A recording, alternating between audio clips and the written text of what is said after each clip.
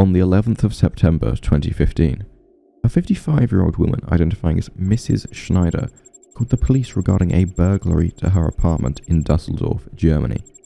When the two investigators arrived, she was made to provide identification. The ID she produced was that of a 24-year-old computer science student, bearing the name Petra Pazsitka. The police were confused by this. There must have been some mistake, for Pazsitka was declared dead 31 years prior.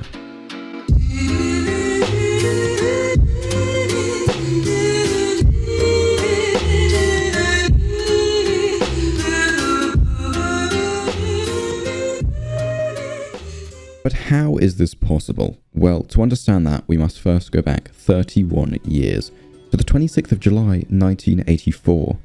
It had seemed like an average day to her friends and family, but Petra had other plans.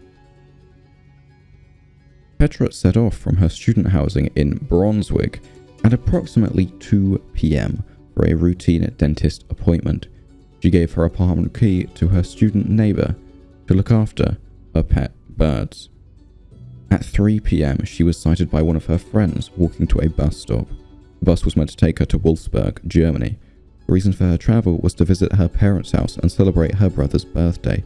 But she never arrived. After she didn't arrive at her parents' house, the family contacted the police, and a large-scale manhunt began. After this, the details become a little vague, but I will try my best to present them in a way that is easily understandable. In March 1985, a man identified only by the name Gunther K. was arrested and subsequently confessed to the murder of a 14-year-old girl in 1983, 1 year before Pazsitka had vanished. This is very interesting for the sole reason that this murder had happened in the very same place Pazsitka was last seen, the bus stop near the dentist. In 1987, Gunther K. officially confessed to killing Pazsitka, although because the police never found a body, they kept the investigation open. Until in 1989, the case was officially closed and Pazsitka declared dead. So who was this Gunther K? Well, we don't know very much about this man due to German privacy laws. Gunther K. isn't even his real name. But what we do know is that he was 19 years old when he was arrested, that he was a carpenter's apprentice, and that he was evidently psychotic. But as we already know, Petra is alive. The very fact that she's still breathing somewhere on this blue marble disproves the Gunther K. theory. We will get on to why he may have confessed later. During the manhunt, Petra was featured on the German crime show. How the hell do I pronounce that? Aktenzeichen XY. Here is an extract from that. Petra Pazsitka Opfer eines Verbrechens geworden ist. Deshalb wäre uns sehr geholfen, wenn sich weitere Zeugen melden würden, die Petra Pazsitka am Tag ihres Verschwindens, also am 26. Juli 1984 oder vielleicht auch danach, noch gesehen haben. Außerdem trug Petra Pazsitka eine solche Einkaufstasche bei sich, Grundfarbe braun mit dünnen grauen Querstreifen und dem Aufdruck YS auf der Vorderseite. Die Rückseite ist einfarbig grau. In dieser Tasche befand sich vermutlich das etwa 100 Seiten starke handgeschriebene Manuskript der Diplomarbeit. We are now all caught up on the past events, back to 2015, when the police questioned Petra. So how had she been doing it? How had she been living off the grid for 31 years with no suspicions raised? Well, when questioned by the two investigators, she revealed she had been moving between various unspecified West German cities under fake names with no identification documents.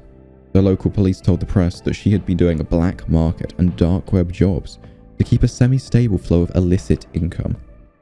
And to make this case even more strange and confusing, she refuses to have any contact with her family, insisting that there was never any domestic violence or anything of that nature.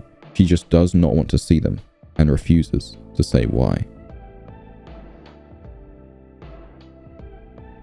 So now we know her version of what happened post-disappearance. What did she say about the disappearance itself? According to her own account of events, she saved up money months before her disappearance, approximately 4,000 Deutschmarks, which roughly translates to $1,200 of today's money. She used this money to secretly rent a flat in the town of that, all paid for with cash, and allegedly this is how she continued to live for the full 31 years. And now on to the two theories, the best bit in my opinion. The first and most boring being that she just wanted to be left alone. Some people just intrinsically crave anonymity, or extremely introverted. She wanted the world to stop bothering her, so she inadvertently faked her own death. This can be supported by the fact that she was living through a time of tremendous political unrest. The Cold War, Germany was split down the middle. The stress of this may have led her to want to run away and hide, to fade into the shadows, and wait for the storm to blow over. Although this argument is certainly plausible, it doesn't explain why she would refuse to tell reporters the reason for her disappearance. If it was this simple, surely she would just tell us. Theory 2 is by far my favourite, although slightly less plausible than the first one. This theory describes Petra being recruited into some sort of West German secret service set up during the Cold War. She had just finished her thesis on computer sciences, a new and emerging field at the time, and her expertise would have proved very useful in intelligence gathering and general IT research. This would explain many aspects of her disappearance, especially the confession of Gunter K. It is not uncommon for police to use various psychological tactics to force a false confession out of someone, and it is in fact a well-documented problem within the law enforcement community.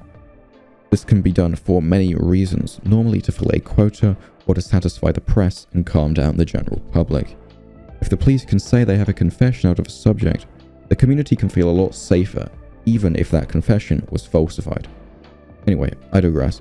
The point I'm getting at here is that if this Cold War Secret Service wanted someone to disappear, they could very easily fake her death by forcing a confession out of an already convicted murderer. They could be gone in the blink of an eye. Why else would he confess to a crime he did not commit? Feel free to discuss these theories or present your own in the comments section. Healthy debate is always welcome. Until next time.